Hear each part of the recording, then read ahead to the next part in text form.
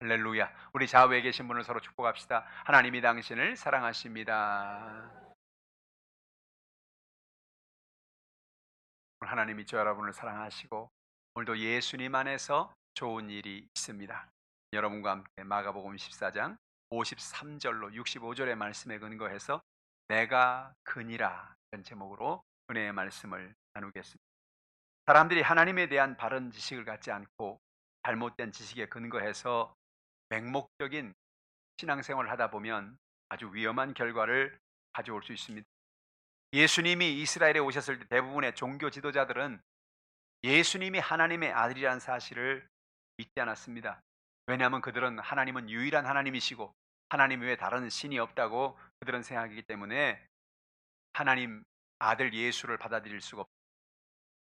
결국 이스라엘의 제사장들은 종교인들은 예수님을 신성 모독으로 몰았고 그리고 예수님을 십자가에 못 박아 죽게 한 것입니다. 그러나 성경을 자세히 읽어보면 하나님께서 끊임이 없이 이 땅에 그의 아들 예수 그리스도를 보내실 것과 또한 메시아를 보내실 것을 성경은 이야기하고 있는 것입니다.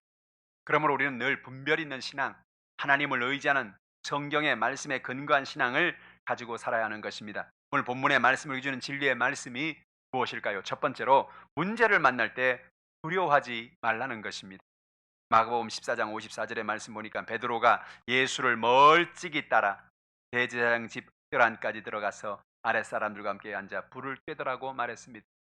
예수님께서 그날 저녁에 회후에 만찬을 하시고 제자들을 불러 모으셔서 그 많은 곳 가운데 베드로에게 네가 오늘 나를 3번 부인하겠다고 말씀합니다.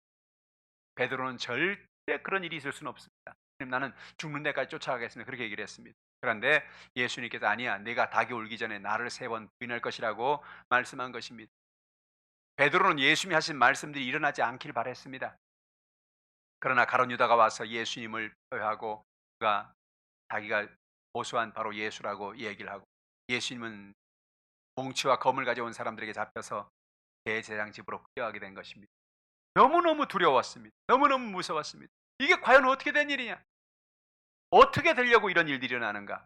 베드로는 너무너무 두려워서 예수님을 가까이 따라가지도 못했어요. 그래서 오늘 본문에 보니까 베드로가 예수를 멀찍이 따라서 대제사장 집으로 따라갔다고 성경은 이야기하는 것입니다. 두려워서 그랬던 겁니다. 오늘 여러분의 삶 속에 이런 두려움이 떠나가기를 주님의 이름으로 축복합니다. 여러분 마음에 염려가 다가오고 두려움이 다가오고 인생의 문제가 다가올 수 있습니다. 그러나 어떤 두려움, 어떤 연약함, 어떤 문제가 있을지라도 하나님이 나와 함께 하시니 이 모든 연약함과 문제를 이길 수가 있다 하는 그런 믿음으로 살아가시기를 주님의 이름으로 축복합니다.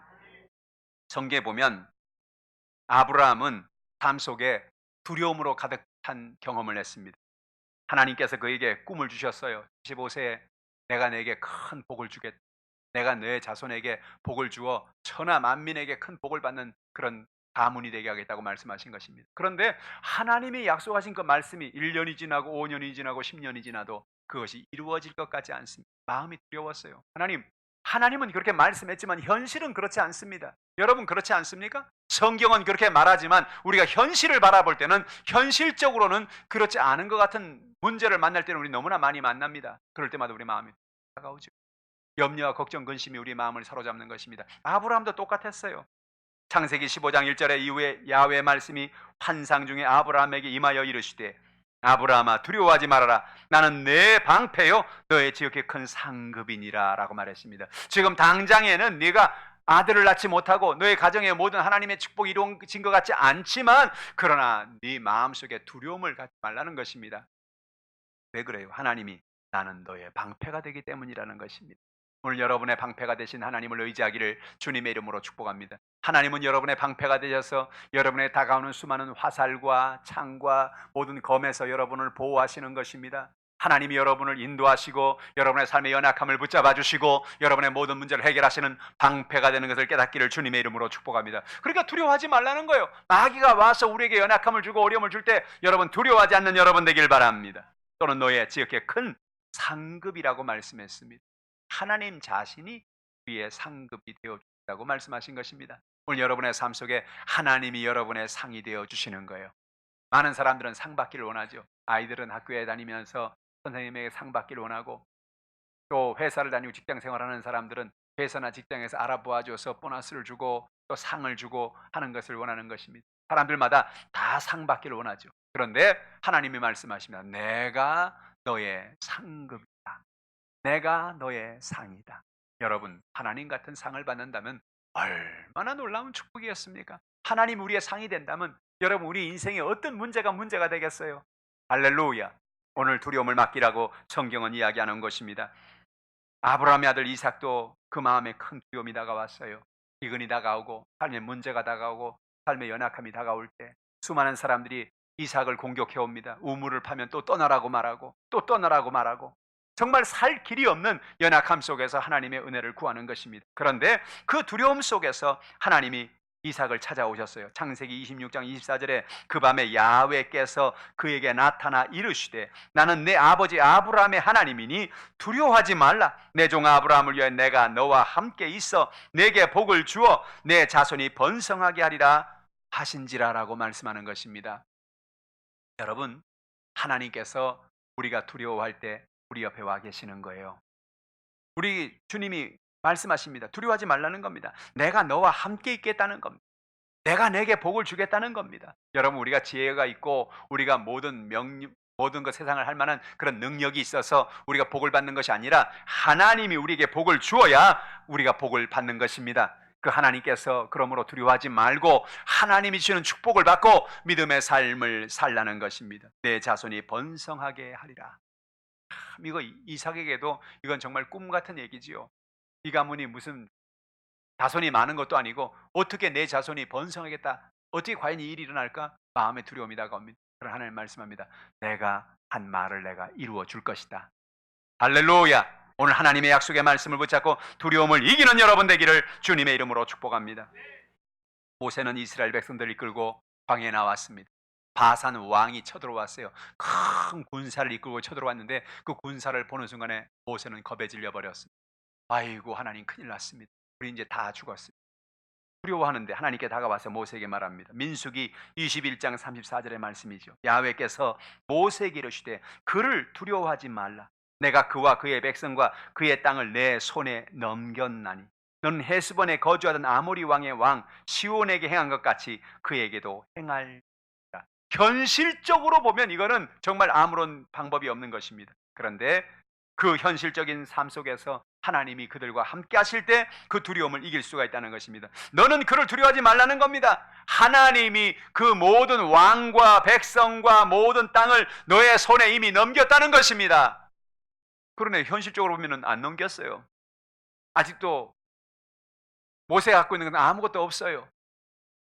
마음의 두려움이 가득한 것입니다. 그러나 하나님의 약속의 말씀을 붙잡고 그가 믿음으로 나갈 때 하나님께서 그와 은혜를 이루어 주시는 것입니다. 여러분, 인생을 살면서 무엇 때문에 두려워하십니까? 인생을 살면서 무엇 때문에 염려하며 걱정하며 근심하십니까? 여러분의 삶을 사로잡는, 여러분의 마음을 고통을 주는 인생에 문제가 있지 않습니까? 야, 과연 이렇게 될까? 하나님이 내게 은혜를 주시면 좋겠는데 과연 이 문제가 해결될까? 이 자녀의 문제 해결될까? 물질의 문제 해결될까? 생활의 문제 해결될까? 그런 문제로 마음 아파하고 힘들어하고 두려워하고 있을 때 주님 말합니다. 걱정하지 마라. 내가 너와 함께하고 있다. 성경은 오늘 우리에게 주님이 우리에게 모든 두려움을 이기는 하나님이 된다고 말씀하는 것입니다.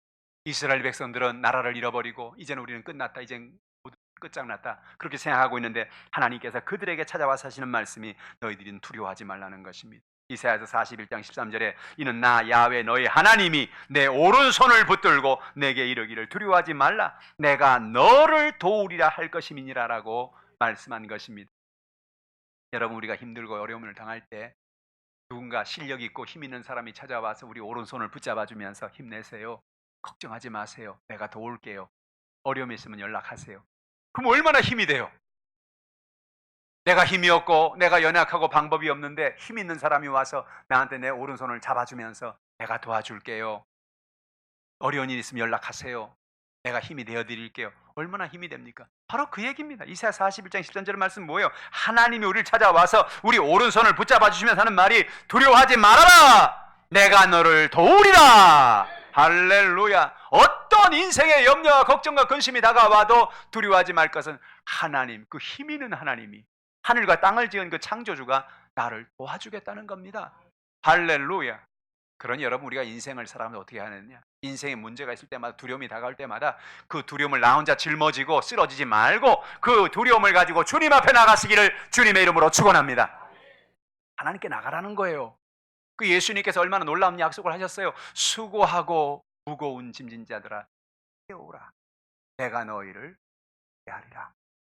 예수님이 우리를 쉬게 하겠다는 겁니다. 어떤 두려움이 있고 어떤 염려가 있고 어떤 걱정이 있어도 모든 문제를 다 가지고 예수님께 맡기시기를 주님의 이름으로 축복합니다. 어느덧 주님이 오셔서 우리 오른손을 붙잡고 계시는 것입니다.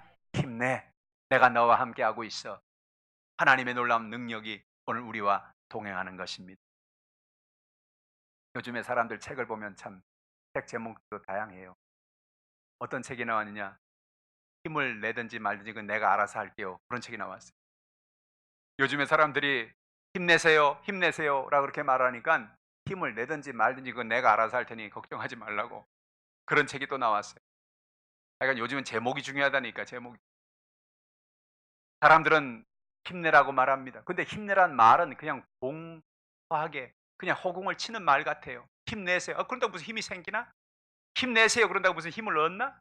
근데 놀라운 사실은 무엇입니까? 예수 믿는 사람이 힘내라는 말은 세상 사람이 말하는 공허한 힘내라는 말과 다르다는 것입니다. 무슨 얘기입니까? 힘내라는 말은 하나님이 당신과 함께 하시니 힘내세요라는 말입니다. 할렐루야.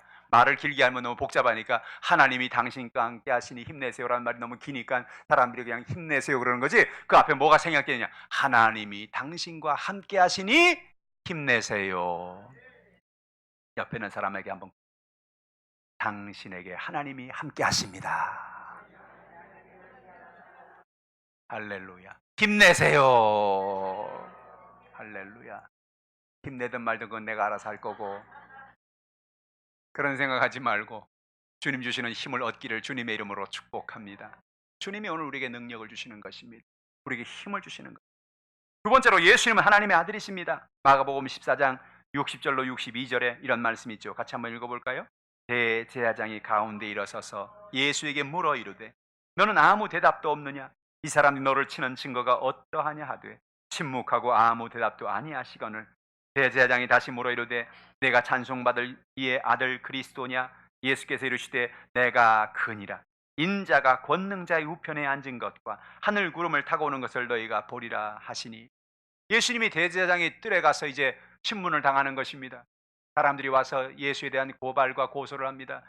아, 이분은 뭐 어떤 분이요, 막 어떤 사람 뭐라면 이분은 우리가 손으로 지은 이 성전을 손으로 짓지 않고 3일 만에 이 성전을 짓겠다고 그랬습니다. 언제 또 예수님이 손으로 짓지 않고 성전을 3일 만에 짓겠다 그래서 내가 사흘 만에 세우리라 그랬지, 손으로 한 말도 하지도 않았는데 막 말을 갖다 붙이면서 사람들이 막 이런 말 저런 말로 예수님을 고소를 하는 것입니다. 야, 아무리 고소를 해도 이 말을 들어봐도 저 말을 들어봐도 말이 신빙성이 없는 말입니다. 대제사장이 가만히 보니까 이렇게 해서는 어렵겠다, 이렇게 해서는 잡을 수가 없고 누구든지 딱 하나로 잡으면 잡히는데 이게 뭐냐, 신성모독으로 잡. 아마 보나마나 예수가 정말로 본인의 말대로 본인의 생각대로 얘기한다면 신성모독에 잡힐 것이다 생각하고 그가 묻는 것입니다. 예수님이 침묵하셨죠. 아무 대답도 아니하십니다. 대제사장이 다시 물어 이르되 내가 찬송받을 이 아들 그리스도냐라고 묻는 것입니다. 내가 찬송받을 이의 아들 그리스도냐? 여러분, 그냥 간단하게 네가 하나님 아들 예수냐? 네가 하나님 아들 그리스도냐? 그러면 될 것 같은데, 찬송받을 이의 아들 그리스도냐라는 말에는 이스라엘의 아주 중요한 역사적인 배경이 있는 거예요. 이스라엘 백성들은 성경에 하나님의 이름을 망령되 일컫지 말라고 했기 때문에 그들은 하나님이라는 말을 함부로 안 해요. 야훼 하나님이라는 말을 함부로 못해요. 왜? 하나님이라는 말을 함부로 했다가 망령되 일컬어서 큰 죄를 지을 수 있으므로 사람들은 그래서 점점 하나님 또는 야훼 여호와라는 이름을 그들은 점점 읽지 않기 시작했어요. 성경에도 하나님의 이름 야훼라는 이름을 쓸 때 야훼라는 이름을 쓰지 아니하고 그냥 거룩한 네 문자인 거룩한 네 개의 문자로 썼어요. 모음을 아직 안 붙였어요. 그걸 읽을 수 있으니까. 읽으면 안 되니까. 하나님의 이름을 읽으면 안 되니까. 그래서 그들은 하나님이라는 그 여호와라는 이름을 읽지 않으려고 그냥 자음만 써놨어요. 자음만. 근데 문제가 뭐가 된지 아세요? 이렇게 점점 세월이 지나가면서 점점 사람들이 정말로 그 모음이 없이 자음만 써놓으니까 어떻게 읽는 줄을 모르는 거야 나중에. 처음에 그 성경을 쓰는 사람들은 알았는데 나중에 점점 지나가면 거기에서 야훼라고 읽어야 되는지 여호와라고 읽어야 되는지 야훼라고 읽어야 되는지. 그래서 여러분 지금까지도 교회에서 이게 헷갈리는 거예요. 어떤 교회는 여호와라고 있고 어떤 교회는 야훼라고 있고 어떤 교회는 야훼라고 있고 하나님의 이름에 왜 무슨 얘기? 너 잘 몰라요. 하나님의 이름이 뭔지. 하나님의 이름을 거룩한 이름을 망령되 읽지 않으려고 그들이 그렇게 모음만 빼고 자음만 써놨다가 그렇게 된 거죠. 오늘 본문의 대제사장도 네가 여호와 하나님의 아들 예수 그렇게 하면 될 것 같은데 여호와라는 말을 못하죠. 뭐라고 그랬어요? 내가 찬송받을 이의 아들이라고 돌려서 얘기하는 거예요. 내가 찬송받을 이의 아들. 찬송받을 이가 누구요? 그분이 하나님이란 얘기죠. 그분이 하나님인데 그분의 아들이냐? 네가 그리스도냐? 이 순간이 아주 중요한 순간이죠. 62절에 예수님 말합니다. 예수께서 이르시되 내가 그니라. 야, 이건 정말 놀라운 일이에요. 저는 제가 초신자 시절에 예수를 믿고 참 예수님을 믿지만 안 믿어지는 게 있어요. 예수를 나를 위해서 구주가 되고 나를 위해 십자가 돌아갔다. 이건 내가 믿겠어요. 그런데 예수님이 동정녀로 탄생을 했다든지 오병이어로 뭐 5천 명 이상 남자들을 먹였다든지 무리를 걸어 다녔다든지 막 죽은 자를 이거는 조금 믿기가 어렵다. 아니 어떻게 이걸 믿을 수가 있나? 제가 언젠만 그 얘기했죠. 그런데 제가 오늘 성경을 읽고 말씀을 묵상하는데 하나님께 제게 다가와서 하시는 말씀이 너는 왜 예수를 너의 수준으로 보냐? 왜 하나님의 아들을 너의 수준? 네가 못한다고 예수가 못한다는 거 아니지 않느냐? 예수님 누구냐? 하나님의 아들이다. 하나님은 누구냐? 천지와 만물을 지으신 분이다. 할렐루야. 그리고 오늘 본문의 말씀이 내가 묵상하는 62절 이 말씀 예수께 이르시되 내가 그니라 이 말씀에 제가 완전히 박살이 나고 깨졌어요. 아, 예수님이 진짜구나. 왜냐하면 사람들은 평상시에 사기를 치고 거짓말을 치다가도요 목숨이 걸리면 제 말을 하게 됩니다. 사기를 치던 사람도 아 이렇게 하면 어떻게 하면 되고 이렇게 하면 뭐 투자하면 뭐가 되고 거짓말 치다가 당신 이걸로 이제 사형을 당할 거. 만약 그런다면 이걸로 인해 당신 종신형을 당할 거 그러면 아유 그게 아니고 사실은요 솔직히 말하면 그게 아니고 뭐 이렇게 나오는 거예요. 근데 예수님이 내가 하나님의 아들 찬송받으실 그분의 아들 그리스도란 말을 들을 때 여기에서 이게 중요한 이 순간이 여기서 만약에 예수님이 머리를 극적극적하면서 아이고 죄송합니다. 사실 저는 아니고요. 제가 그냥 한번 해본 얘기인데 남들이 가서 그렇게 얘기한 건데 저는 아니에요. 그랬다면 예수님이 안 죽었어요. 정신 나간 사람이구만. 이 사람 빨리 쫓아내시오. 그래 쫓겨났겠지. 그런데 예수님이 뭐라 했어요? 내가 그니라. 이 말 때문에 십자가에 못 박히게 된 것입니다. 이 말 때문에 예수님이 죽게 된 겁니다. 그렇다면 무슨 얘기요? 예수님은 하나님의 아들이라는 것입니다. 아주 변함없이 분명한 확실한 거가 여기 있는 거지요. 오늘 여러분 예수님은 하나님의 아들이십니다. 찬송받으실 하나님의 아들 예수 그리스도 메시아이신 것입니다. 메시아는 히브리인들은 메시아라고 말하고 아랍 또 헬라 사람들은 그리스도라고 말을 하죠. 그래서 여러분이 그리스도나 메시아나 같은 말인데 구세주란 뜻이고 기름 부음 받은 자란 뜻인데 예수님이 기름 부음 받은 자가 되어서 이 땅에 와서 우리를 건져줄 구원자가 되는 것을 말하는 것입니다. 여러분 날마다 주 안에서 이와 은혜를 깨닫고 살기를 주님의 이름으로 축복합니다. 하나님은 예수님을 직접 하나님의 아들이라고 성경의 많은 부분에 이야기했습니다. 여러분 예수님이 자신이 하나님의 아들이라고 말했지만 예수님만 말한 게 아니에요.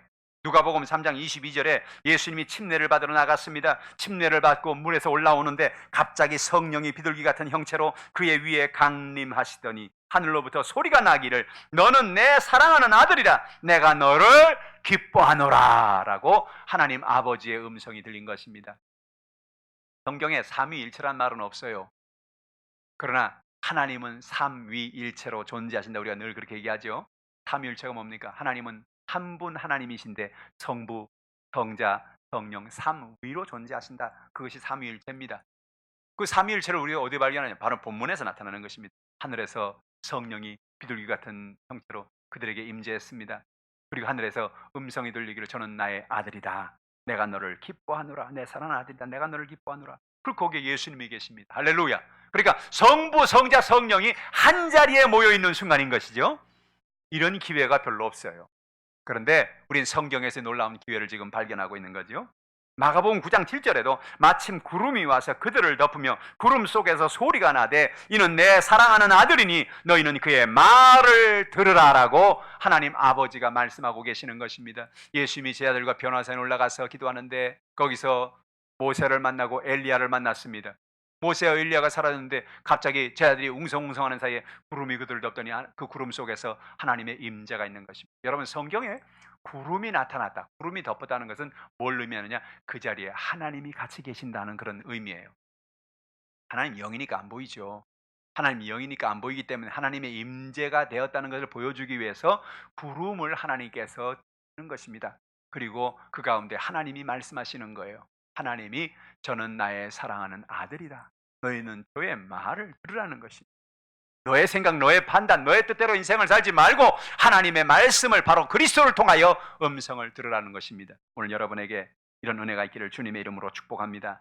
또한 귀신도 예수님이 하나님의 아들이심을 성경에 고백하고 있어요. 마가복음 3장 11절에 더러운 귀신들도 어느 때든지 예수를 보면 그 앞에 엎드려 부르짖어 이르되 당신은 하나님의 아들이니다 라고 말씀한 것입니다. 여러분, 귀신들도 예수를 보면 하나님의 아들이라고 고백할 수밖에 없습니다. 왜? 예수님이 하나님의 아들이니까. 여러분, 귀신이 누굽니까? 귀신은 귀신같이 알잖아요. 귀신은 귀신같이 안다고. 하나님의 아들인지 아닌지 다 알고 있다고. 근데 그 귀신이 예수님을 보고 당신은 하나님의 아들입니다 라고 말을 한 거죠. 예수님이 잠잠해라, 조용해라, 시끄럽다. 왜냐? 예수님이 벌써 하나님의 아들인 것을 이렇게 증거하면, 예수님의 공생의 초기부터 이것이 퍼져나가면 예수님이 사역을 하지 못하지요. 적어도 3년 반 동안 예수님은 사역을 해야 됩니다. 복음을 전하러 다녀야 되는 것입니다. 그런데 여러분, 예수님이 가서 귀신이 떠나가고 병든 자가 고침받고 이런 역사가 나타나면 나타날수록 예수님이 점점 하는 사역이 점점 위축을 받습니다. 예수님이 동네에 들어가지 못한다고 막 그랬죠. 너무 기적이 나타나고 막 역사가 나타나니까, 사람들에게 알려지니까. 적어도 예수님이 3년 반은 다니면서 복음을 선포하고 많은 사람에게 알려주고 난 다음에 그 다음에 십자가를 지려고 했는데 벌써 귀신이 나타나서 하나님 아들이라 초창기부터 얘기하면 예수님 사역도 못하고 그냥 바로 십자가 지고 신성모독으로 돌아가셔야 될 거 아닙니까? 그러니까 예수님께서 귀신들에게 말하지 못하게 했어요. 잠잠하라, 나가라 라고 명령하니까 귀신들이 떠나갔던 것입니다. 그러나 귀신들의 고백은 예수님이 하나님의 아들인 것을 그들은 반드시 알고 있었습니다.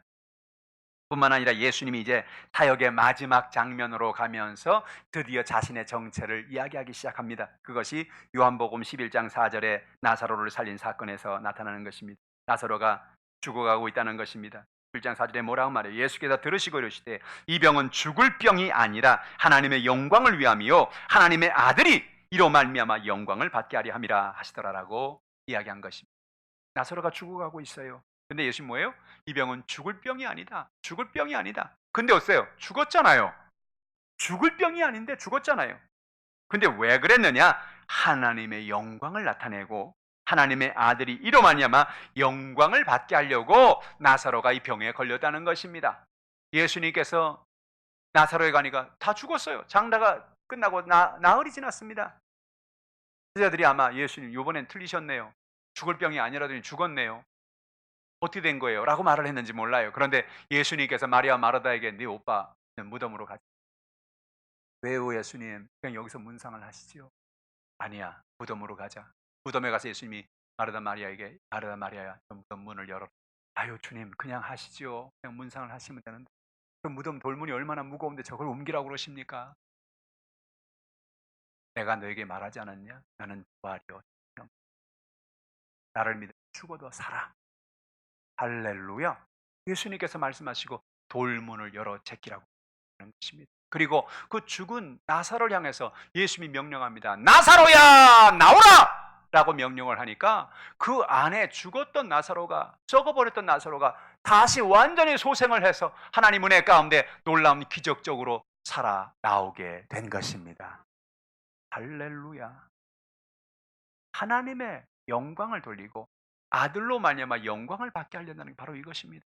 놀라운 사실은 여러분, 예수님은 한 번도 장례를 치러본 적이 없어요. 예수님은 장례를 가는 곳마다 장례 있는 사람을 다 살려버렸기 때문에 그렇습니다.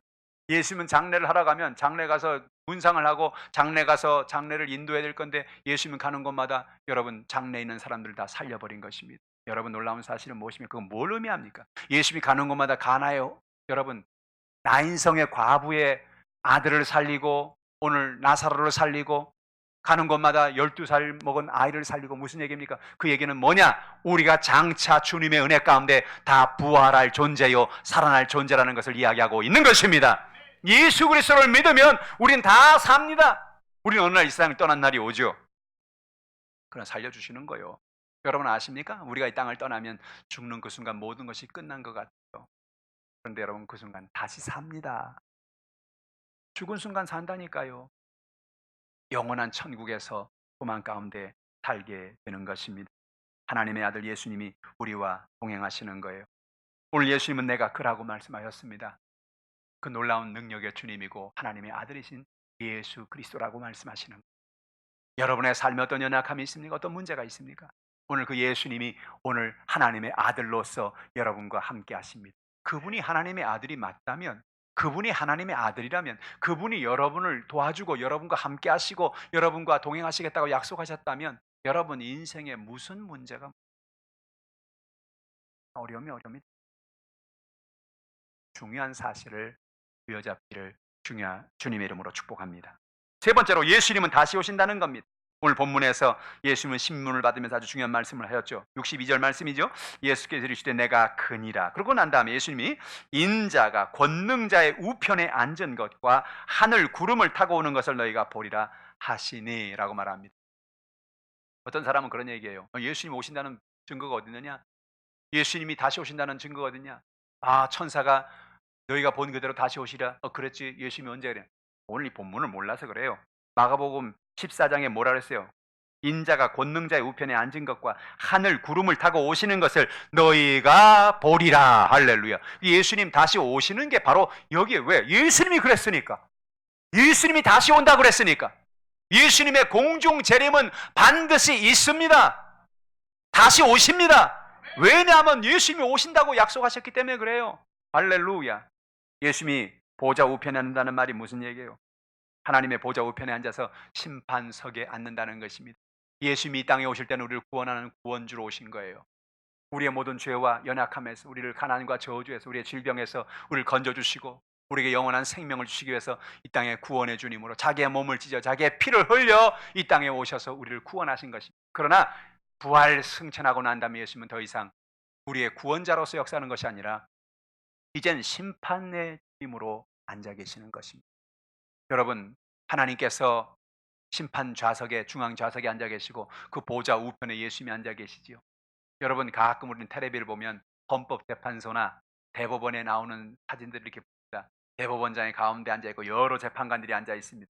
헌법재판소장이 가운데 앉아 있고 여러 재판장들이 앉아 있습니다. 그리고 우리가 어떻게 할까요? 어떻게 결정할까요? 서로가 하면서 판단을 하죠.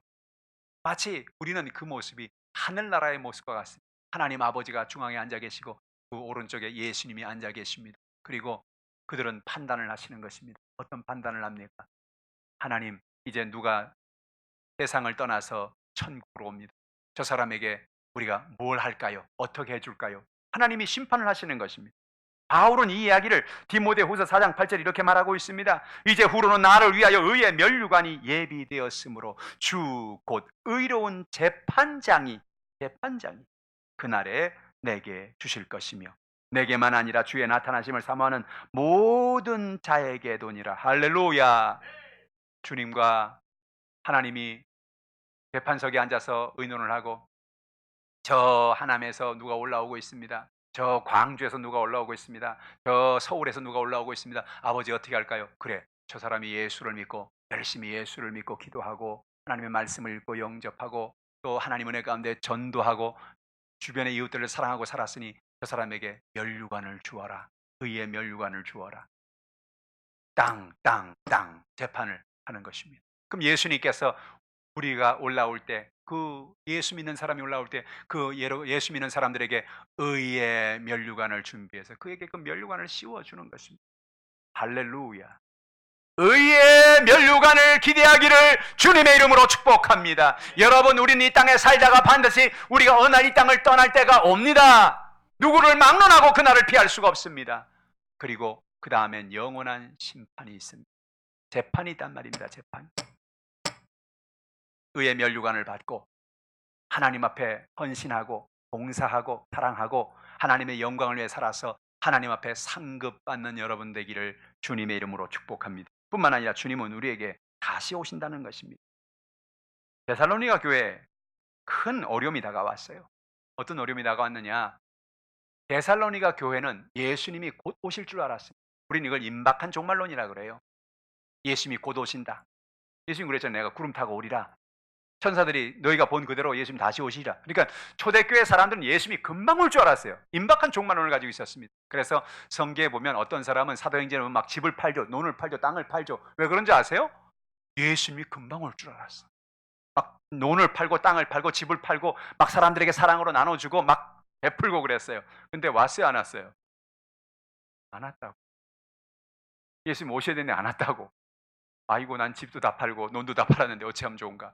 근데 더 큰 문제는 뭐냐? 예수 믿는 사람이 한 사람 두 사람 나이가 먹어서 세상을 떠나는 겁니다.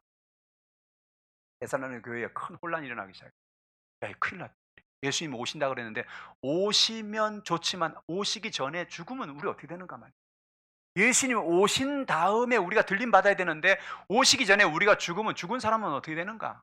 바울은 그들에게 편지하는 것이 데살로니가서 4장 16절 이하의 말씀인 것입니다. 주께서 호령과 천사장의 소리와 하나님의 나팔 소리로 친히 하늘로부터 강림하시리니 그리스도 안에서 죽은 자들이 먼저 일어나고 그 후에 우리 살아남은 자들도 그들과 함께 구름 속으로 끌어올려 공중에서 주를 영접하게 하시리니 그리하여 우리가 항상 주와 함께 있으리라. 할렐루야. 어떤 일이 일어나느냐? 예수님이 오기 전에 세상을 떠나도 관계없다는 것입니다. 왜 그렇습니까? 예수님이 오실 때 주께서 호령과 천사장의 소리와 하나님의 나팔 소리로 친히 주님이 하늘나라 공중 재림을 하시는데 그리스도 안에서 죽은 자들이 먼저 부활하여 일어난다는 것입니다. 할렐루야. 이 사실을 듣고 데살로니가 교인들이 다행이다. 아이고, 우린 죽으면 없어진 줄 알았는데 그게 아니고 주님 오시는 그날에 공중재림하는 날에 죽은 우리가 먼저 변화되는구나. 공중에 주를 영접하게 되는구나. 그리고 17절에 그 후에 우리 살아남은 자들도 그들과 함께 구름 속으로 끌어올려가서 공중에서 주를 영접하게 될 것이다. 아주 신비한 일이 날 것입니다. 예수님이 부활한 그 신령한 몸처럼 그 순간 우리 모두가 예수님이 공중재림하는 순간에 우리 몸이 확 바뀌는데 우리 온 몸이 신령한 몸으로 변화가 되어버리는 것입니다. 우리 육신은 육신인데 육신이 우리 육신이 아니고 신령한 몸으로 바뀌어버린 육신인 것입니다. 그래서 우리가 공중으로 쑥 빨리 올라가서 먼저 세상을 떠난 우리 아는 분들을 만나요. 최선호 권사님이 그날 거기 있을 거라고요. 할렐루야. 우리가 만났던, 우리가 알던 우리의 어머니, 우리 아버지, 우리가 알던 우리 가족 거기에 주님과 함께 구름 속에서 우리를 보고 환히 웃고 계실 거라고. 수고했다, 애썼다. 야, 예수 믿고 믿음 지키고 사는 게 쉽지 않지. 애썼어. 기도하고 복음을 묵상하고 전도하는 게 쉽지 않았지. 애썼어. 할렐루야. 그날이 온다는 것입니다. 여러분, 예수님이 하신 말씀을 꼭 기억하십시오. 내가 하나님의 보좌 우편에 앉는 것과 그리고 내가 꿈을 타고 다시 오리라. 이것이 주님의 그 재판석상에서 했던 마지막 변론인 것입니다. 마지막 선언인 것입니다. 여러분, 이 말은 사실이요 아멘인 것입니다. 그 주님을 의지하고 믿음으로 나가는 여러분 되기를 주님의 이름으로 축복합니다. 기도하겠습니다. 하나님 아버지, 감사합니다. 우린 인생을 살아가면서 수많은 문제를 만나고 어려움을 만납니다. 그러나 두려워하지 않게 하여 주시옵소서. 멀찍이 예수님을 떠나서 쫓아갔던 베드로, 그 마음속에는 두려움이 있었습니다. 그래서 멀찍이 떠날 수밖에 없었습니다. 주여, 우리가 멀찍이 떠나지 않게 하시고 우리 마음속에는 모든 염려와 걱정을 주님 앞에 맡기고 모든 두려움을 맡기고 주님을 가까이 따라가는 우리 모두가 되게 하여 주시옵소서. 예수님은 하나님의 아들이십니다. 이 놀라운 사실을 마음에 새기며 날마다 이 예수 그리스도의 복음을, 예수 그리스도의 은혜를 이 하나님의 하나님을 알지 못하는 수많은 영혼들에게 전하며 사는 우리 모두가 되게 도와주시옵시고, 예수님 구름 타고 다시 오십니다. 오시는 그날을 기대하며 주님을 바라보며 살아가는 우리 모두가 되게 도와주시옵소서. 오늘 이 시간 문제까지 나왔습니다. 연약함까지 나왔습니다. 질병까지 나왔습니다. 어떤 연약함과 문제가 되었던 간에 모든 문제는 떠나갈지어다. 가정의 문제는 떠나가라. 생활의 문제는 떠나가라. 육신의 병은 고침을 받을지어다. 하나님의 놀라운 역사가 오늘 우리 가운데 임하게 도와주시옵시고, 여의도 순복음 하남교회에 하나님의 성령의 기름을 부어주시어서 이번 9월과 10월, 11월 이 석 달 동안 교회 배가를 위해 기도하고 있고 영혼 구원을 위해 기도하고 있습니다. 주여, 배신자 이름을 부르며 기도하고 있습니다. 예비된 영혼을 보내주시옵소서. 교회 나와 하나님을 예배하고 하나님을 찬양하고 하나님을 의지하고 놀라운 축복을 받는 모든 주의 백성들이 되게 도와주시옵소서. 감사드리며 예수님의 이름으로 기도합나이다. 아멘. 오늘 말씀을 생각하시면서 여러분 모든 연약함을 주님 앞에 맡기십시오.